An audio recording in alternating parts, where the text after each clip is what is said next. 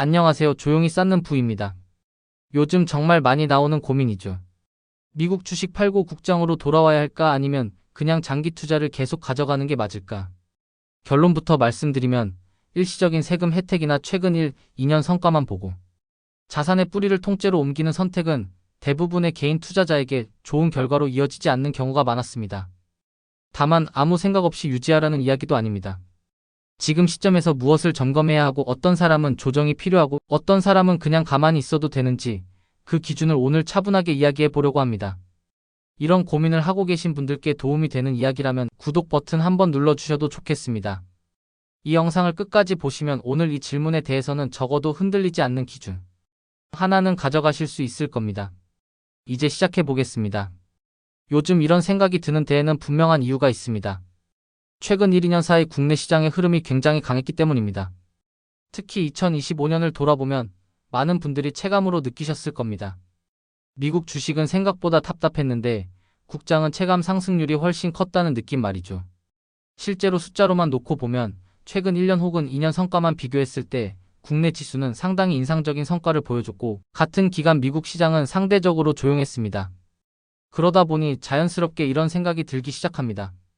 내가 괜히 미국에 묶여 있는 건 아닐까? 지금이라도 국장으로 돌아와야 하는 거 아닐까? 게다가 정책 발표까지 나왔다니 더 고민되는 거죠. 하지만 여기서 꼭 한번 짚고 넘어가야 할 게 있습니다. 투자에서 가장 위험한 순간은 시장이 안 좋을 때가 아니라 남들보다 뒤처진 것처럼 느껴질 때입니다. 시장이 떨어질 때는 다 같이 아프기 때문에 버틸 명분이 생기는데 다른 시장이 오르고 내가 가진 자산만 조용할 때는 마음이 흔들리기 쉽습니다. 지금 미국 주식을 팔고 국장으로 가야 하나라는 고민의 상당 부분은 사실 앞으로의 10년을 고민해서라기보다는 최근 1, 2년을 놓친 것 같은 감정에서 출발하는 경우가 많습니다. 그래서 이 고민을 조금 다른 각도에서 볼 필요가 있습니다. 사실 많은 분들이 이 질문을 던지는 이유는 어디가 더 오를지를 정말로 알고 싶어서라기보다는 지금 내 선택이 맞는지 확신이 서지 않기 때문인 경우가 많습니다. 미국을 들고 있자니 국장이 너무 잘 가는 것 같고 국장으로 가자니 미국을 놓치는 것 같고 어느 쪽을 선택해도 마음이 편하지 않은 상태가 계속되는 거죠. 그런데 투자에서 이런 불편함은 정보가 부족해서라기보다는 기준이 정리되지 않았을 때 훨씬 크게 느껴집니다. 기준이 없으면 뉴스 하나, 정책 한 줄, 최근 수익률 비교만 봐도 판단이 흔들리게 됩니다.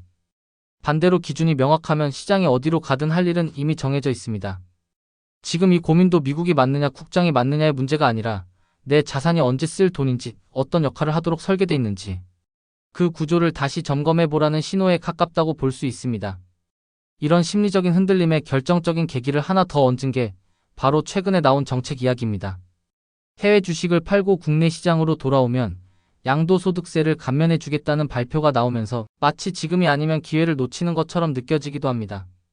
그런데 투자에서 가장 비싼 실수는 확정되지 않은 제도와 단기 혜택을 기준으로 장기 전략을 바꾸는 선택입니다. 이번 정책은 아직 확정된 법이 아닙니다. 방향이 발표된 단계이고 입법 과정과 세부 조건이 남아 있습니다. 한시적이고 조건이 붙고 유지 요건이 있는 구조입니다. 여기서 중요한 포인트는 이겁니다. 이 정책이 나쁘다는 이야기가 아닙니다. 다만 이 정책 하나 때문에 원래 가져가던 장기 투자 전략을 완전히 뒤집을 만큼 강력한 근거가 되느냐는 전혀 다른 문제라는 겁니다. 장기 투자에서 가장 중요한 건 언제나 순서입니다. 세금은 중요하지만 자산 배분보다 앞설 수는 없습니다. 정책은 참고사항이지 나침반이 아닙니다. 그럼 이런 질문이 자연스럽게 이어지죠. 그럼 언제는 조정해도 되고 언제는 그냥 두는 게 맞을까요? 먼저 굳이 팔 필요가 없는 경우부터 이야기해 보겠습니다. 투자 기간이 10년 이상 남아있는 분들, 향후 큰 원화 지출 계획이 뚜렷하지 않은 분들, 미국 자산을 단순히 수익률이 아니라 분산과 통화 분산의 축으로 가져가고 있는 분들. 이 경우라면 미국 주식을 팔아야 할 이유는 사실 크게 없습니다. 미국 시장은 단기적으로는 조용할 수 있지만 장기적으로는 여전히 글로벌 자본과 기업 이익의 중심에 있습니다. 특히 달러 자산은 원화 기준으로 봤을 때 환율이 출렁일 때 포트폴리오 전체를 완충해주는 역할을 해왔습니다. 이건 수익률 표에서는 잘 드러나지 않지만 위기 국면에서 체감이 굉장히 큰 요소입니다. 또 하나 중요한 건 최근 국장 상승이 이미 반영된 이후에 움직이게 되면 결과적으로 비싸게 사고 싸게 파는 선택이 될 가능성이 높다는 점입니다. 시장은 항상 돌아가고 잘 나가던 시장이 쉬어가는 구간은 반드시 옵니다. 그 타이밍을 맞추겠다는 생각이 들기 시작하면 이미 장기 투자에서 단기 매매 영역으로 발을 들여놓은 겁니다. 반대로 조정이 합리적인 경우도 분명히 있습니다. 앞으로 1에서 3년 안에 원화로 큰 지출이 예정돼 있는 분들, 예를 들어 집 마련, 전세, 사업 자금, 은퇴 초기 현금 흐름 같은 계획이 확정된 경우라면 이야기가 달라집니다. 이 경우에는 수익률보다 안정성과 통화일치가 더 중요해집니다. 아무리 장기적으로 좋아 보이는 자산이라도 필요한 시점에 환율 때문에 계획이 흔들린다면 그건 좋은 자산이 아닙니다. 또 하나는 미국 비중이 과도하게 높아진 경우입니다. 처음에는 의도하지 않았는데 미국 주식이 너무 잘 올라서 어느새 포트폴리오의 80에서 90%를 차지하고 있다면 이건 국장으로 가느냐 마느냐의 문제가 아니라 쏠림을 줄이는 리밸런싱의 문제입니다. 여기서 중요한 포인트가 하나 있습니다. 이럴 때도 전량 매도는 거의 정답이 아닙니다. 조정이 필요하다는 건 비중을 줄이라는 뜻이지 완전히 방향을 바꾸라는 뜻은 아닙니다. 그리고 정책 이야기를 다시 한번 냉정하게 보겠습니다. 이번에 이야기되는 세금 혜택은 해외 주식을 팔 때 발생하는 양도소득세를 조건부로 감면해 주겠다는 구조입니다. 국내 주식이 갑자기 세금 천국이 된다는 이야기도 아니고 아무 때나 아무 방식으로 팔아도 적용되는 제도도 아닙니다. 게다가 한시적이고 일정 기간 국내 투자 유지라는 조건이 붙습니다. 이 말은 무슨 뜻이냐면 이 혜택을 받기 위해 움직인다면 그 자체가 또 하나의 제약 조건이 된다는 뜻입니다. 장기 투자는 자유도가 굉장히 중요한데 제도 하나 때문에 자산을 묶어두는 선택이 과연 나에게 맞는지 한 번 더 생각해 볼 필요가 있습니다.